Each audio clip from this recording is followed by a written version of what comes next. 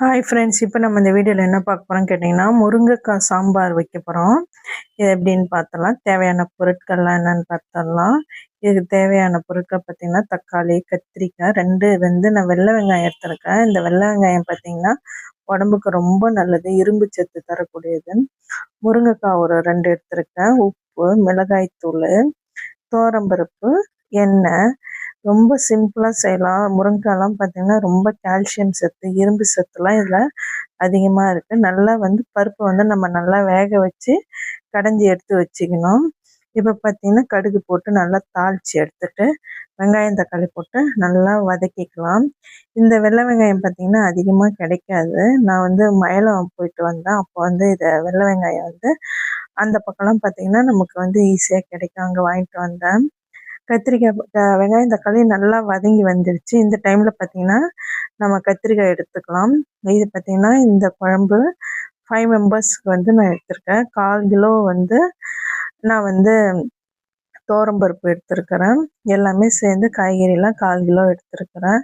நல்லா வதங்கி வந்துட்டோடனே நம்ம பயிரை கடைஞ்சி ஊற்றிக்கலாம். இதில் பார்த்திங்கன்னா பருப்பை நம்ம வேக வைக்கும்போது லைட்டாக எண்ணெய், அதுக்கப்புறம் பார்த்தா மஞ்சத்தூளை போட்டு நல்லா நம்ம வேக வச்சு எடுத்து வச்சு கடைஞ்சி வச்சுக்கிட்டேன். இது வெங்காயம் தக்காளி வதங்கிட்டோடனே அதில் ஊற்றிக்கலாம். இந்த வீடியோ பிடிச்சிருந்தா லைக் பண்ணுங்கள், ஷேர் பண்ணுங்கள், கமெண்ட் பண்ணுங்கள், சப்ஸ்கிரைப் பண்ணுங்கள்.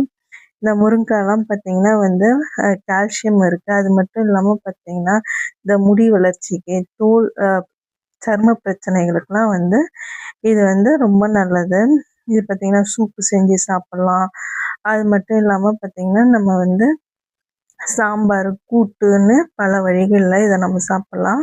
குழம்பு நல்லா கொதிச்சு வந்துச்சு. இந்த டைமில் நம்ம முருங்கைக்காய் சேர்த்துடலாம். முருங்கைக்காய் சேர்த்துட்டு புளியை ஒரு சின்ன சைஸ் அளவுக்கு நான் எடுத்துருக்கிறேன். இதை நான் நல்லா ஊற போட்டுக்கிறேன். முருங்கைக்காய் ரொம்பவும் கொதி விடக்கூடாது, கருத்துரும், ஒரு மாதிரி கசப்பு தன்மையாகிடும். ஒரு கொதி வந்தோடனே பார்த்திங்கன்னா நம்ம இந்த புளி கரைசலை ஊற்றிக்கலாம். நல்லா கொதி வந்துடுச்சு. இதை ஊற்றிட்டு நம்ம பார்த்திங்கன்னா ரொம்பவும் புளி ஊற்றினோடனே கொதி விடக்கூடாது. ஒரு கொதி வந்தோடனே டக்குன்னு இறக்கிக்கணும். இந்த முருங்கைக்காய் பார்த்திங்கன்னா நல்லா வாசமாக இருக்கும், மணமாக இருக்கும் இந்த குழம்பு.